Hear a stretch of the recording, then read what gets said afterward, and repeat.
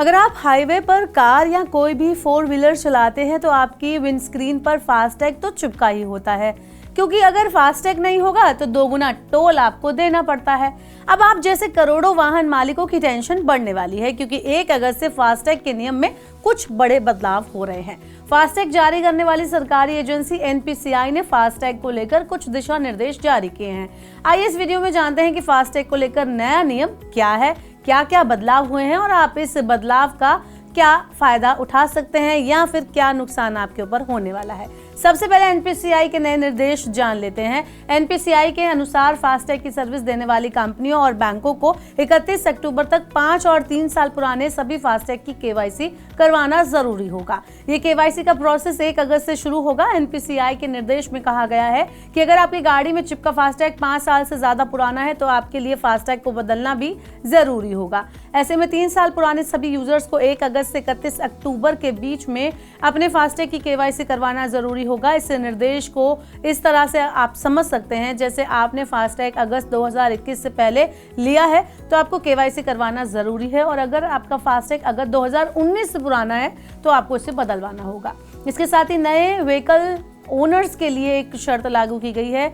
इसके तहत नया वाहन खरीदने के 90 दिनों के अंदर अपना रजिस्ट्रेशन नंबर अपडेट कराना होगा। इसके साथ ही फास्टैग जारी करने वाली एजेंसियों की भी ये जिम्मेदारी होगी कि उन्हें वाहन से जुड़ी जो भी जानकारी प्रदान की गई है वो सही और सटीक हो। इसके लिए अब नया फास्टैग अप्लाई करने के लिए वाहन के सामने और किनारे की तस्वीरें भी अपलोड आपको करनी होंगी, ताकि फास्टैग से जुड़ी कार की पहचान कराना आसान हो सके।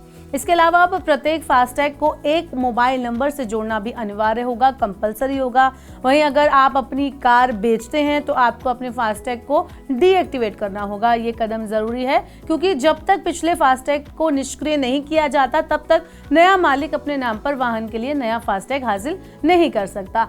तो इस निष्क्रियता के बिना एक नया फास्टैग जारी भी नहीं किया जाएगा। इसके अलावा हाल ही में नेशनल हाईवे यूजर्स को विंडस्क्रीन पर फास्टैग जानबूझकर नहीं लगाने से रोकने के लिए एनएचएआई ने कड़े कदम उठाए हैं। जो यूजर वाहन के अंदर से सामने की विंडस्क्रीन पर बिना फास्टैग चिपकाए टोल लेन में एंट्री कर लेते हैं, एनएचएआई ने उनसे 2 गुना शुल्क वसूलने के दिशा निर्देश जारी किए हैं। जिनके वाहन में फास्टैग नहीं लगा है उनसे शुल्क प्लाजा पर वाहन पंजीकरण संख्या के साथ सीसीटीवी फुटेज रिकॉर्ड किए जाएंगे। दूसरी तरफ खबर यह भी है कि सरकार फास्टैग सिस्टम को खत्म भी कर सकती है। जी हां, केंद्र सरकार ने हाल ही में संसद में सैटेलाइट आधारित नेविगेशन सिस्टम की मदद से टोल टैक्स वसूली के लिए किए गए एक पायलट अध्ययन के बारे में जानकारी रखी। राज्यसभा में एक लिखित जवाब में केंद्रीय सड़क परिवहन और राजमार्ग मंत्री नितिन गडकरी ने कहा कि कॉन्सेप्ट को बेंगलुरु मैसूर सेक्शन पर राष्ट्रीय राजमार्ग 275 और पानीपत हिसार सेक्शन पर राष्ट्रीय राजमार्ग 709 पर पायलट आधार पर लागू किया गया था।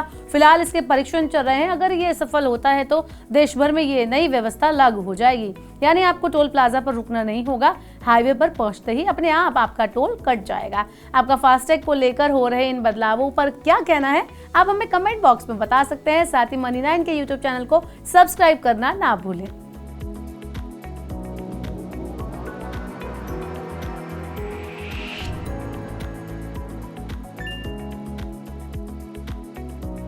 जानकारी, सलाह और निवेश सब एक ही सुपर ऐप पर।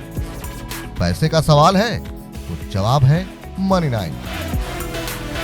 आजादी पैसे की। अभी डाउनलोड करें।